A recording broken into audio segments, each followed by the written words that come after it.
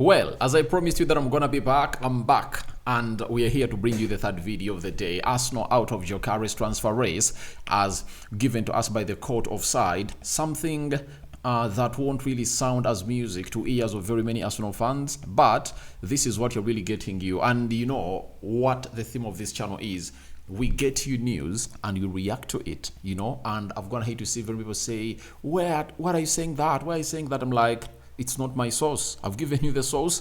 Go to where the source is and obviously give them those questions. Because for me, I bring stories and I typically react to them. So, smash the like button, comment and share. If you're watching us for the very first time, endeavor to subscribe to this channel so as not to miss out on stories that we do upload in here on a daily. Unai Emery has gone ahead to speak out on something very important as his team prepares to obviously play against Brighton at Villa Park today in UK. That is the Premier League. And the Premier League, I think on first, that's when Arsenal is going to be playing Brentford to obviously finish its first half games of the season and then prepare to obviously play their other games very, very soon. Remember, we are powered by Mono Gadgets, dealers in brand new phones and brand new laptops.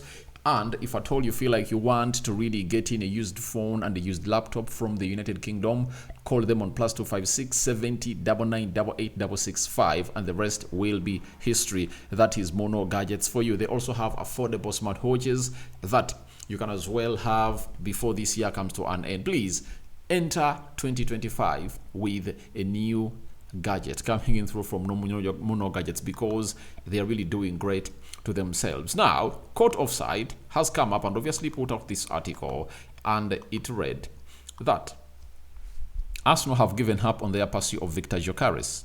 That is it. And this was really shocking, you know. Viktor Gyokeres has been one of those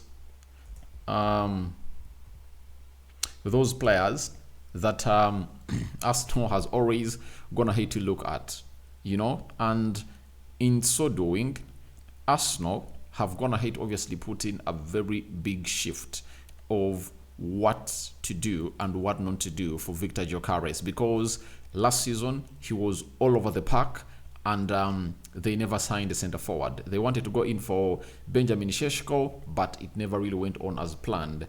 But as it stands, Arsenal are really out of the race for now, as we report from the Court Offside. And what would be the reasons that could see this guy not joining the club of Arsenal? You understand? So, Arsenal, first and foremost, they look like he's really expensive. And his age, because he's now 26 years of age and is really expensive.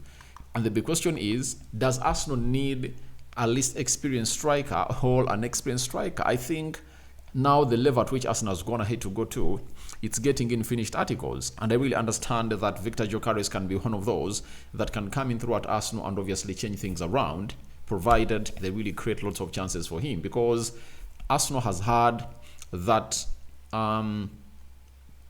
that lapse of not really creating in chances, very many chances for their number nines. But I think if Viktor Gyokeres could come in through at Arsenal, he can make a very big change, by the way, because he's really good. And that's the first reason that maybe Arsenal are really looking at someone else like they did in the summer. They looked at Benjamin Sesko, not until obviously renewed his contract with RB Leipzig, and they never really went in for another striker. Benjamin Sesko had a release clause of 55 million euros. If at all he found himself leaving RB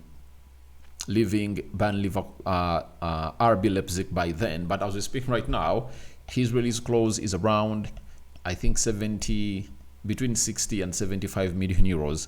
And maybe Arsenal like, let's wait for the summer and see how things will obviously pan out.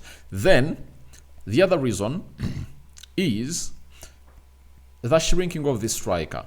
We all know to it that Arsenal sent scouts to watch the games of Sporting Lisbon when this boy was on fire. This guy started on very well in 16 games before, I think in 16 games, were they 16, 17 games before the manager left for Manchester United, that is Ruben Amorim. Gyokeres had gone ahead to obviously have 19 goals, and 3 assists. And ever since the manager left, he has only gone ahead to obviously score. I think he had 20, and ever since the manager left, he has only gone ahead to score 5, and they've played very many games in the Champions League, in the Premier League, and so on and so forth. So that might be one of the reasons as to what Arsenal is looking on to say, all right, let's pull out of the race and really get onto another player. But there is a new manager. They've gone ahead to beat Benfica today, and they've changed the system to a 4-2-3-1 system. So let's hope that he suits that system very well. And I very much know that if Gyokeres continues to score goals, I know we'll get a story very soon that Arsenal have reactivated their interest of signing Viktor Gyokeres. That will be put out very, very soon for the club of Arsenal. And that is Viktor Gyokeres for you. And the other third reason is maybe they've noticed that he's going to Manchester United. Why? His former manager, he's at Manchester United.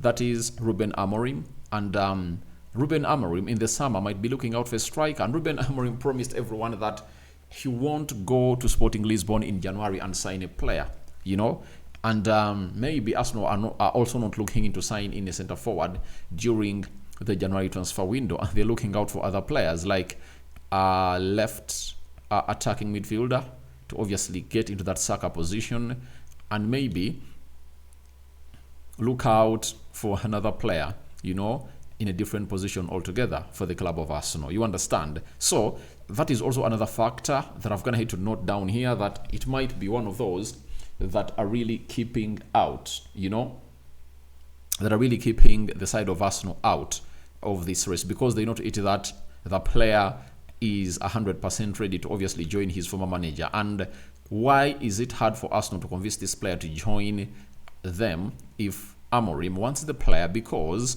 one, Ruben Amorim got this player from Coventry City, and took him to Sporting Lisbon. He has turned him literally into what he is, and he cannot trust his career with anyone else apart from this manager, because it's this manager that has gone ahead to obviously change things around for this player. And that's why I believe the player is like, I'm all for Manchester United and Ruben Amorim. That is it. So that's what I was going to cross my mind. Those are the 3 reasons that I believe Arsenal might have gone ahead to force Arsenal to really get out of the race of Gyokeres. One, he's not firing as he used to fire when he's under Ruben Amorim.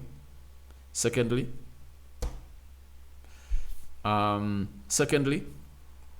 Ruben Amorim being a big factor, he might really have already convinced him that he's going to join Manchester United in the summer, and Arsenal are willing to go for a striker in the summer on the January transfer window.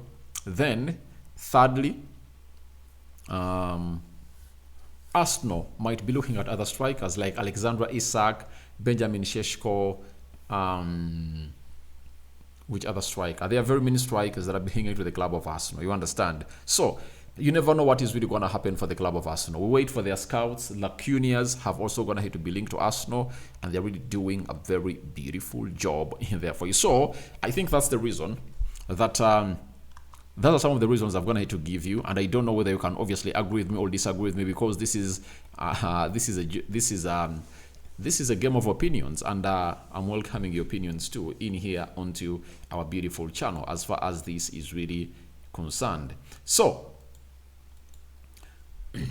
as Arsenal was going to play Sporting Lisbon before they beat them by 5-1, everyone was afraid of Viktor Gyokeres, and Arteta was asked a question in the pre-match press conference on if Gyokeres is a perfect modern striker. He said, I understand the question, but they have a lot of different qualities, and in the specific position, they have great players. So, he was asked a question of Viktor Gyokeres, and he never singly answered it depending on to Gyokeres. He went ahead and obviously praised Sporting Lisbon for having different quality of players, and he knew to it that the moment he gave Viktor Gyokeres his flowers that he's really a very good striker, then they would have gone ahead obviously follow it up with a question. You were linked to this player. Was it really true that you wanted to sign Gyokeres, did you talk to Gyokeres in the recently concluded transfer window? And I think he answered it brilliantly. But he was like, he has different qualities and he's a very good striker because he answered it in unison, you know, that he's the manager of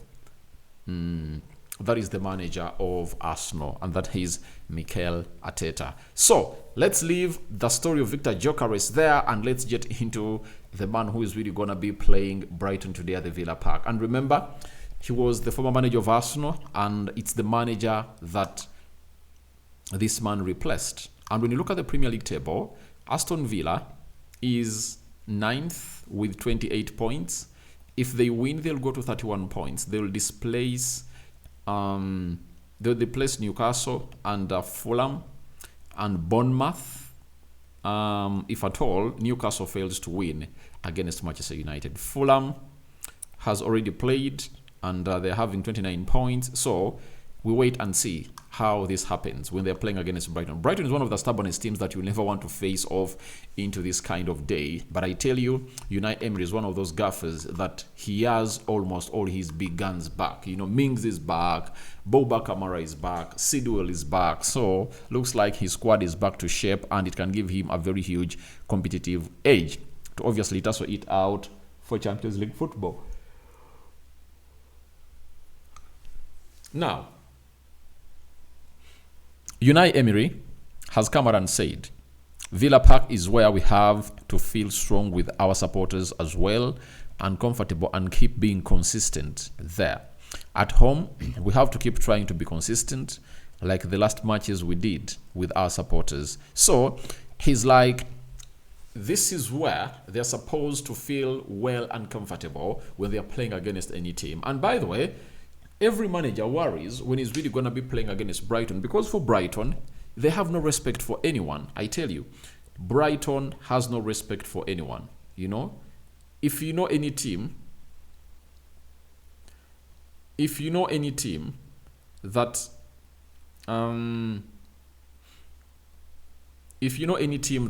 respects Brighton, tell me that Brighton respects. I've never seen that team. How Brighton plays against a small team is how they play against a big team. Whether home or away, they bring the same. And he said at home we have to be consistent like the last matches we did with our supporters. I understand his position, but the opponent is really going to be facing is really tricky. Brighton, I tell you this, Brighton are really a very hard nut to crack. And this season, however much they lost their manager in De Zerbi to Marseille, they are really doing great because as we speak, Brighton is 10th with 26 points. And if at all they win tomorrow, they'll go past Aston Villa and they'll go to 29 points. So it's really going to be a highly competitive game as they obviously find themselves in a position of really closing down to or putting the first half of the Premier League season to a halt. And that is it. Then he also went ahead, obviously, added the following and said, Unai Emery. Now this is general about the table of the Premier League. He said, the league table is very tight with a lot of teams with a few points between each other. Of course, it's being a more interesting league. More difficult, of course, but we have to be positive, trying to learn and correct everything we are more or less doing. So he says the table is really very tight, and he's really right about it because I'm going to really flash you onto that table and you're really going to believe the guy that the table is really tight because the top 10 teams can all make it to the Champions League. I tell you, when you look at the table and how things are really panning out, let me try to obviously bring you this table, you know, and that's when you're really going to get to know that the guy is serious about what he's talking about, you know.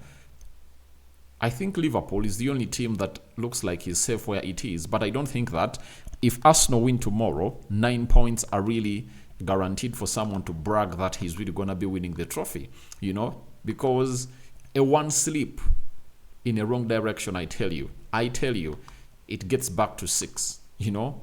That is it. So look at the table. Liverpool 45, Nottingham 37, Arsenal 36, Chelsea 34, 35. Now, this is the top 4 position. You look at it. Now, when you look at the 10th team, that is Brighton, it's 9 points off Chelsea. Those are not much. Aston Villa are 7 points off Chelsea. Fulham, 6 points off Chelsea. Newcastle, 6 points off Chelsea. And Bournemouth are 5 points off Chelsea. Man City are 4 points off Chelsea. So I tell you, that's how tight the Premier League table is, and that's how it's really looking. And the manager is really right when he says that table is very tight, with a lot of teams with a few points between each other. That's what he meant, that you are having lots of teams and they're really having few points that are really setting them apart. Of course, it's being a more interesting league, more difficult, of course, but you have to be positive, trying to learn and correct everything we are more or less doing. So he's like telling his players, we need to obviously put in another gear to see to it that we obviously get into where we deserve. So guys, I call upon for your reactions into the comment section below about Arsenal out of the Gyokeres transfer race. What do you make about it? And go into the comment section and tell me your prediction. Aston Villa versus Brighton. One of the big games that we're going to be playing tomorrow. But I think the biggest game is going to be between Man United and Newcastle. A game that I've already gone ahead to talk about on the United Matters channel. If at all you really feel like you want to get something special about it, go there and you'll find me there discussing United Newcastle, and my prediction might shock you. So guys, we out for now. See you later, and thank you for obviously being part of the Rokani Media Football. I think today 3 videos, and in the next 2-3 hours another video is really gonna drop, and I think it's gonna be about the game of Arsenal versus it's gonna be the game of Arsenal versus it's gonna be Arsenal versus Brentford, because Arsenal is really gonna be paying a visit to Brentford. Bye bye.